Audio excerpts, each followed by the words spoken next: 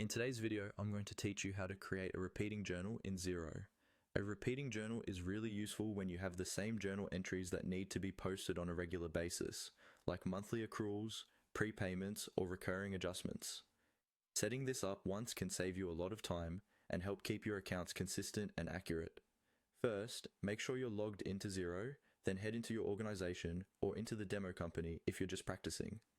Using the demo company is a great way to get comfortable without affecting any real data, so if you're still learning, I recommend starting there. Once you're in the main dashboard, look towards the top of the screen for the main navigation menu and click on the Accounting tab. This is where Xero groups most of the tools related to your general ledger and reporting. From the Accounting menu, select Manual Journals.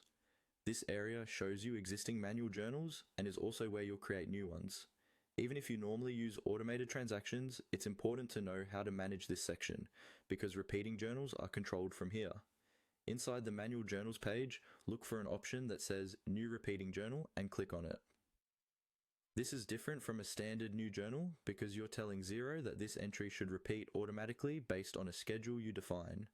Now you'll be taken to the Repeating Journal setup screen where you can fill in the details. Start with the schedule. Choose how often you want the journal to repeat, such as weekly, monthly, or yearly. Set the start date, and if needed, an end date or a number of repetitions. Think carefully about these dates so that the journal posts into the correct accounting periods. Next, complete the journal lines. Enter a clear narration or description so that anyone reviewing the accounts later can understand what this journal is for.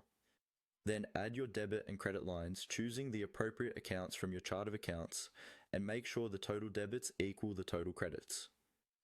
If this journal is related to tax, apply the correct tax rates where required. Take a moment to double check everything, because once these journals start repeating, mistakes can compound over time. When you're happy with the setup, you have two options. You can post the repeating journal, which activates it so Xero will create and post each journal according to the schedule, or you can save it as a draft. Saving as a draft is useful if you want someone else to review it, or if you're not completely sure of all the details yet. And that's it. You've created a repeating journal in Xero, helping automate your regular adjustments and keeping your accounts up to date with less manual work.